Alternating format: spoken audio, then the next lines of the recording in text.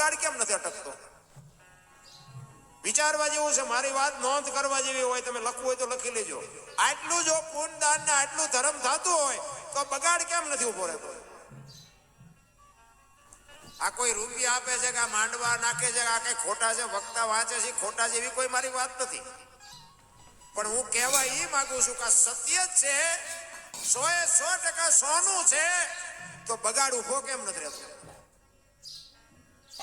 હું તો ભગવાનને પ્રશ્ન કરું છું. હું તો એકલો ભગવાનને કહું છું કે આના કરતા તો પછી ગાયોને ખડ નાખવા દો ને. આમાં લાખો રૂપિયાનું ગાંઠ લેટ કરીને કોઈ ટીપું ન પડે મારી પાસે, હું કરવાનું? આ કથા તમારી રામ કથા બેહાડી, આ પ્રવીણભાઈ આ બધા એમને કથા બેહાડી. આ કથાનો મતલબ શું? મૂળ તો રામ કથામાં તો એક જ વાત આવે ને, અયોધ્યા નગરી, દશરથ રાજા, 4 દીકરા, રામ વનમાં ગયા, સીતાજી રાવણ લઈ ગયો, હનુમાનજી અહીંયા ગયા, રામે રાવણ ને માર્યો ને અવતાર્યા. વાત તો આ એકની એક ને હું આપણી કામ હોય. પણ કથા સાંભળ્યા પછી જો બાપુ કથા આપણા ઘર સુધી ન પોગે તો કથાનો કોઈ મતલબ નથી રહ્યા.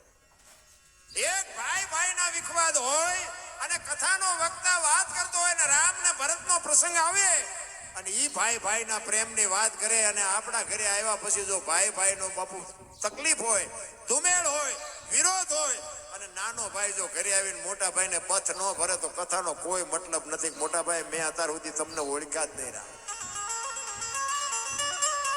આવું વહુના ડખા ન મળે, જેઠાણી દેરાણીના ડખા ન મળે તો આ કથામાં ફાયદો કોને?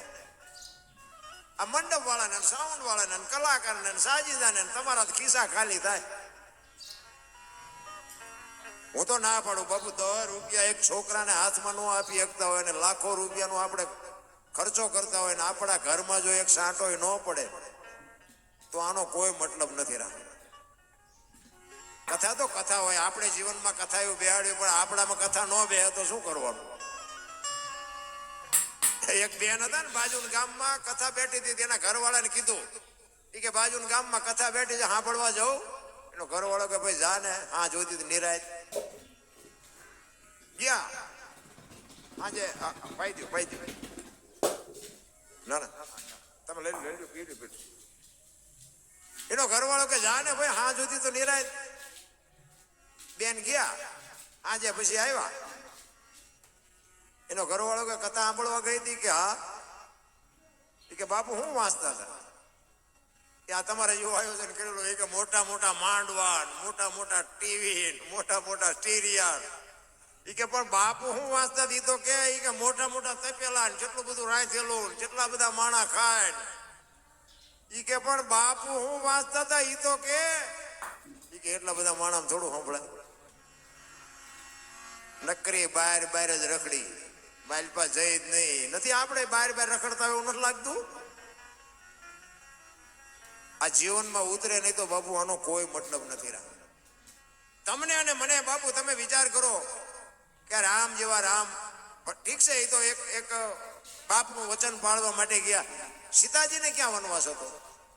હું તો દીકરીઓને સલામ કરું છું બાપુ. આ દીકરીઓ ભગવતીને જોગમાયાનો પગે લાગુ છું.